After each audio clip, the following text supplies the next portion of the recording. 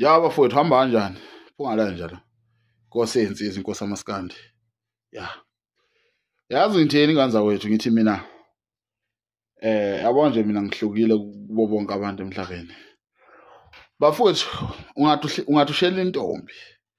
Uzintombi ethi asikazane. Ngicela sibe abangane.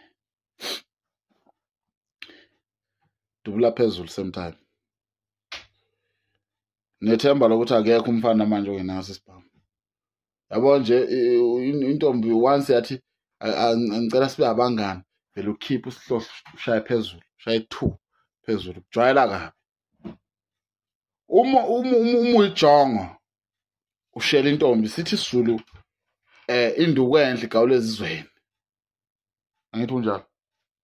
Induku enhle njani? Nakho. Induku enhle igawule ezizweni. Ngiyasithatha phi isikhathi sokuthi bemngani nawe wasezizweni kude angaka. Ngiyasithatha isikhathi sokuthi nibe umngani wakho. Shuthi ngiyahlanja mina ngizosuka le everyday ngize la ngizobona wena njengomngani wami ngoba ngifuna ukuthi ungiqome takewe. Bafowethu ilanguage eyifebe lezo ama-slay queen labo mahosha labo abangafuni ukubonakala. Ngiyeza umuntu ethi ngifuna ube umngani wami sibe ama friends. Ufuna ukuquda imali lo muntu ufuna ukubona ukuthi uyadedela ayine emalini. Weza umuntu ethi ufuna ube umngani wakhe ufuna ukubona ukuthi uyadedela nayo emalini. Uzobona uzoqala uba nezinkinga, uzoqala ugibela manje sefuna ukuya ekhaya, uzoqala manje ukuvela unyamalale. Vela unyama yabo nje mina intombi mina ngiyayishela. Phela bafowethu ukweshela umuntu ukumshumayeza. Ivangeli lakho lelo ohamba nalo.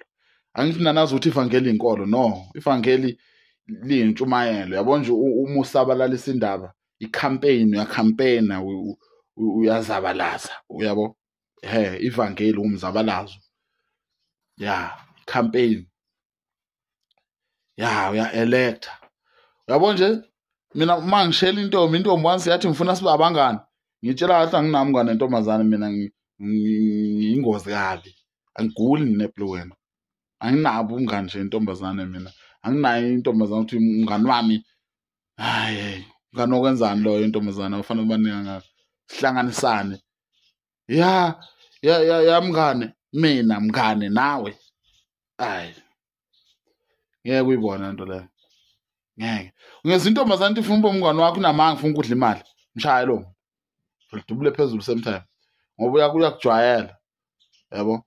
So bafowethu shela intombi umuyishela intombi uyayishela intombi uyayiqomisa you understand noma iqome ya iqome ithanda ingathandi kudingeka ukuthi ikwazi noma kanjani izokwazi ngendlela uma ndawuthunyela igundane uthambe leyohlola ukuthi kunjani no yaqoma ungamazi umuntu uzomazi ngendlela ufuna ukumazi uqala ingakho ngiqoma bafowethu la shit ya bafowethu.